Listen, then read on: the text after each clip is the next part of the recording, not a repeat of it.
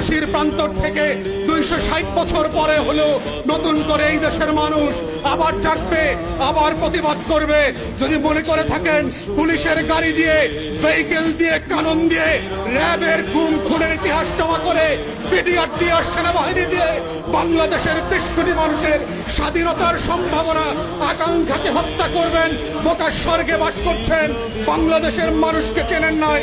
তারা নতুন করে যখন জাগবে, আওয়ামী লীগের কাফন কেনার টাকা পাওয়া যাবে না, কবর দেওয়ার মাটি পাওয়া যাবে না। সেই দিন আসতেছে, সেই দিনের প্রস্তুতি নেন। ফেরাউনদের লাশ কোন নদী থেকে ডুবুরিকে দিয়ে উঠানো হয় নাই। এই ফেরাউনদের লাশও বাংলাদেশের মানুষ ডুবুরি দিয়ে উঠাবে না, কোন হুজুর জানাজা পড়বে না, কোন কবর এই লাশ নেবে না। সেই দিনের অপেক্ষায় বাংলাদেশের 20 কোটি মানুষ। আমরা বারবার বলছি, আইয়ুব খানের রাজতন্ত্র আমরা মানি নাই, ইয়াহিয়া খানের রাজতন্ত্র আমরা মানি নাই, শেখ পরিবারের রাজতন্ত্র মানি না, মানছি না এবং মানব না।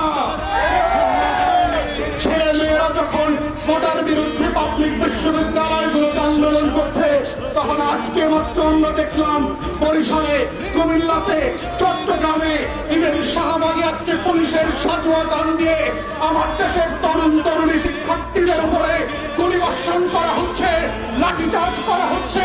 এটা পাঞ্জাবের আমল না, পাকিস্তানিদের হাতে আমরা বন্দিরা। এটা 190 বছরের জমিদারি শাসন না।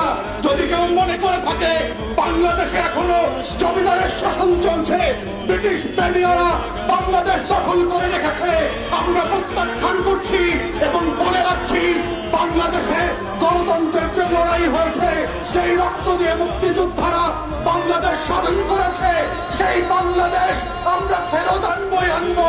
কোটা থাকবে না, ইদার শেখ পরিবার হাসিনা থাকবে, না হয় বাংলাদেশের 20 কোটি মানুষ থাকবে।